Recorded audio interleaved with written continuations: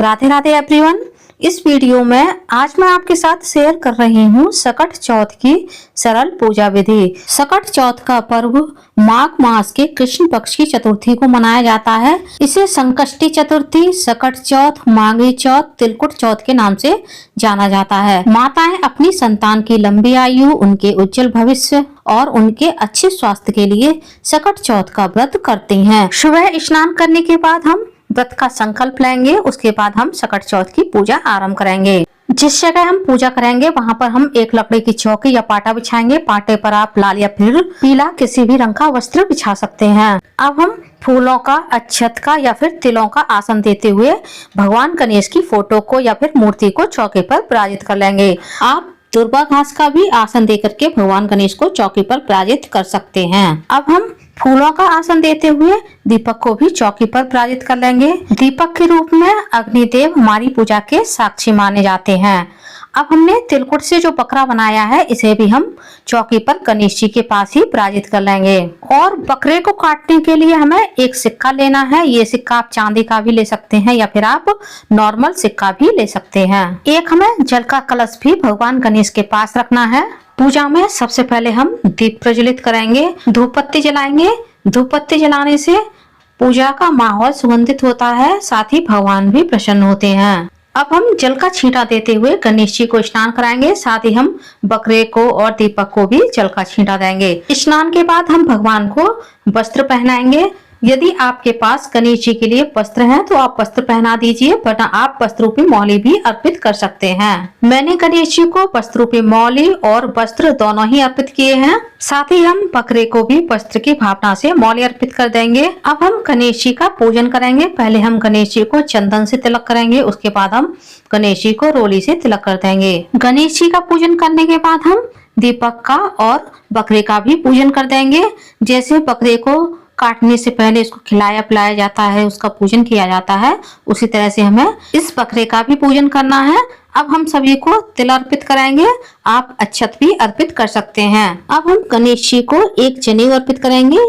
यदि आपका जनेऊ सफेद है तो आप जनेऊ में थोड़ी सी हल्दी लगा लें, उसके बाद आप गणेश जी को जनेऊ अर्पित करें। यदि आपके पास जनेऊ नहीं है तो आप कच्चे सूत को 7 बार लपेट करके गणेश जी को जनेऊ की भावना से अर्पित कर सकते हैं। कुछ दक्षिणा अर्पित करेंगे, क्योंकि दक्षिणा से हमारी पूजा में जो कमी होती है वह पूरी हो जाती है। साथ ही सकट चौथ की पूजा में तिलकुट से लड्डू बनाए जाते हैं, उनका भी हम भोग भगवान गणेश को लगाएंगे।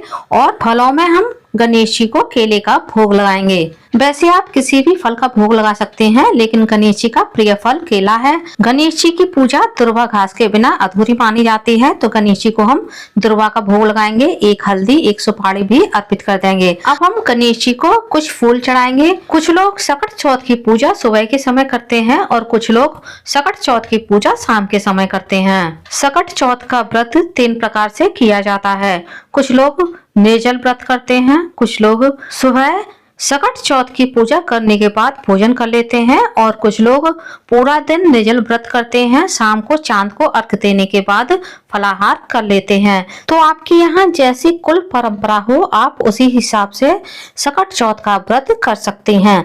अब गणेश जी को हम मुख शुद्धि के लिए लौंग, इलायची और सुपारी का भोग लगाएंगे। साथ ही जो हमने तिलकुट बनाया है इसका भी भोग हम गणेश जी को लगा देंगे। और रात को जब हम चांद को अर्घ देंगे तो इसी तिलकुट से चंद्रदेव को हम जिमाएंगे। अब हम हाथ में तिल लेकर के सकट चौथ व्रत कथा को पढ़ेंगे या फिर सुनेंगे। यदि 2 लोग साथ में पूजा कर रहे हैं तो एक लोग कथा को पढ़ सकता है और एक लोग कथा को सुन सकता है।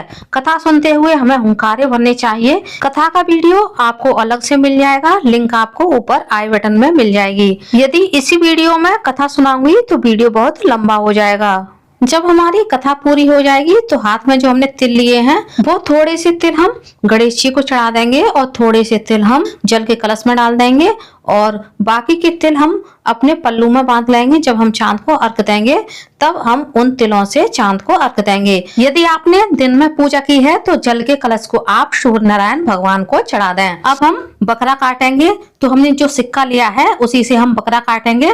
चाकू का प्रयोग आपको नहीं करना है। इसी सिक्के की सहायता से हम बकरे की गर्दन को धड़ से अलग कर देंगे और जो सिर वाला हिस्सा है वह पुरुष खाएंगे और जो बाकी का जो धड़ वाला हिस्सा है वह परिवार के सभी सभी सदस्य प्रसाद स्वरूप खा सकते हैं। स्त्रियां बकरा नहीं काटती हैं, इसलिए मैंने काट के नहीं दिखाया है। बकरे को पुरुष ही काटते हैं, तो आप अपने बेटे से बकरे को कटवा लें।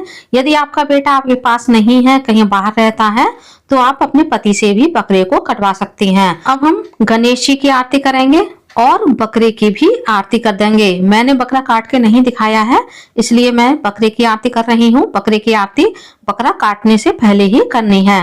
गणेश जी की आरती आप घी के दीपक से भी कर सकते हैं और आप चाहे तो कपूर से भी कर सकते हैं। भगवान को हम आरती देंगे और आरती की भी आचमनी कर देंगे और भगवान के सामने जो भी हमने भोग रखा है, इस भोग के चारों ओर हम जल फेर देंगे। अब हम गणेश जी के चरण स्पर्श करके उनसे आशीर्वाद लेंगे और अपने बच्चों के उज्जवल भविष्य, उनकी लंबी आयु और उनके अच्छे स्वास्थ्य के लिए प्रार्थना करेंगे। पूजा के बाद जो भोग हमने भगवान के सामने रखा है, इस भोग को हम चांद को अर्घ देने के बाद पूजा में से उठा लेंगे और परिवार के सभी सदस्यों में प्रसाद स्वरूप बांट देंगे। बकरे को भी हम परिवार के सभी सदस्यों में प्रसाद स्वरूप बांट देंगे।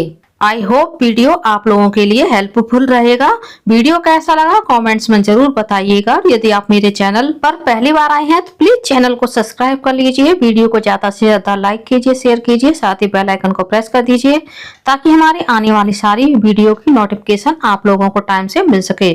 कॉमेंट्स में सकट भगवान की जय अवश्य लिखिएगा। धन्यवाद फ्रेंड्स। सकट भगवान की जय। राधे राधे।